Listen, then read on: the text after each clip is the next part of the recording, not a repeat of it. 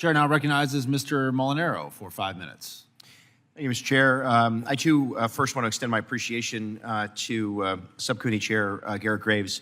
I find it much easier to compliment him now in his absence. But I wish to truly express my genuine appreciation for his leadership. I'm truly grateful for his friendship, and frankly, America is better because Garrett Graves has served this Congress and in his community and district.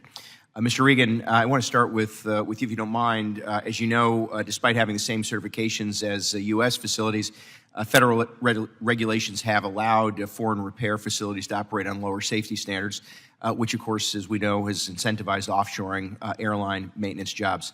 Thankfully, Section 302, which we were successful in including the FAA reauthorization, begins to remedy those regulatory discrepancies by now requiring the FAA to issue a long overdue final rule mandating the alcohol and drug testing of workers who maintain Part 121 aircraft at foreign repair stations within 18 months of enactment. This rule was first mandated in the FAA reauthorization of 2012.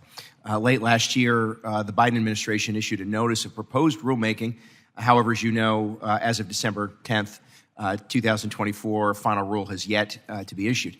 In addition to requiring the FAA to conduct unannounced annual inspections of foreign facilities, Section 302 requires setting minimum qualifications for mechanics at these facilities within 18 months of enactment, as well as mandates a rulemaking requiring a security threat assessment of these workers. Could you speak with some detail as to the importance of finally leveling this playing field and the inclusion of Section 302 and FAA reauthorization?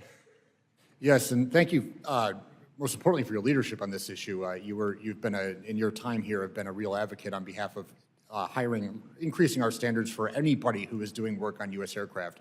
And if you look at just the standards that are required for domestic aircraft maintenance professionals, I mean, you have background checks, drug and alcohol testing, there's higher training standards, certification standards across the board. And we implemented those because they make the system safer. And yet, with the hundreds of foreign repair stations across the country who work on U.S. aircraft, who get an FAA certification in order to do that work on U.S. aircraft, the standards are just far, far below.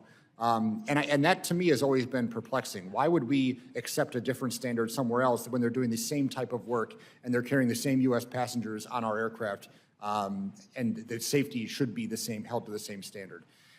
In addition, it's a jobs issue. I mean, we have 20,000 fewer mechanics in the U.S. than we did in 2000. It's clear that this is a way to save costs. We should not be sacrificing safety at the same time, and that's currently where we're at. Thank you, Mr. Regan, and obviously agree and appreciate working with you and your members. Mr. Terreri, first, thank you for your leadership of an important airport in upstate New York. In fact, I'll be flying into Syracuse myself, but wanted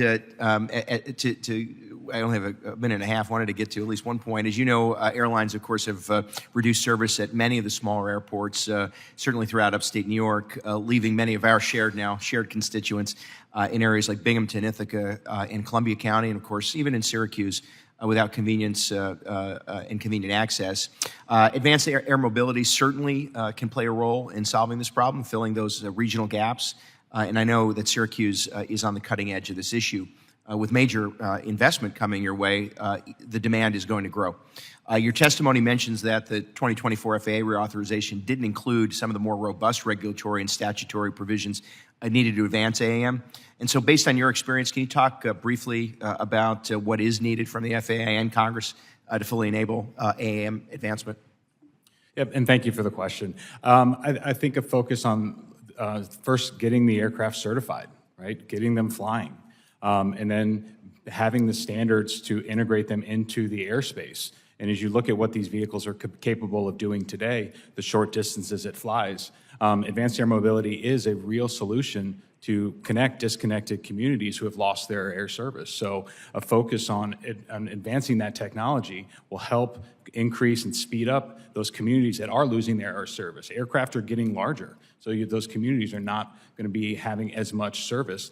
Advanced air mobility is something that can solve that.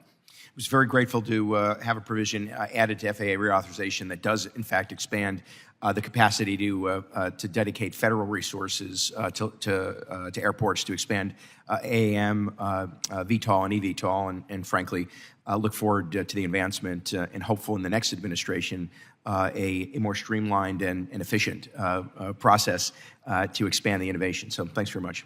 Thank you. And I yield back, Mr. Chair. Thank you, Mr. Molinaro.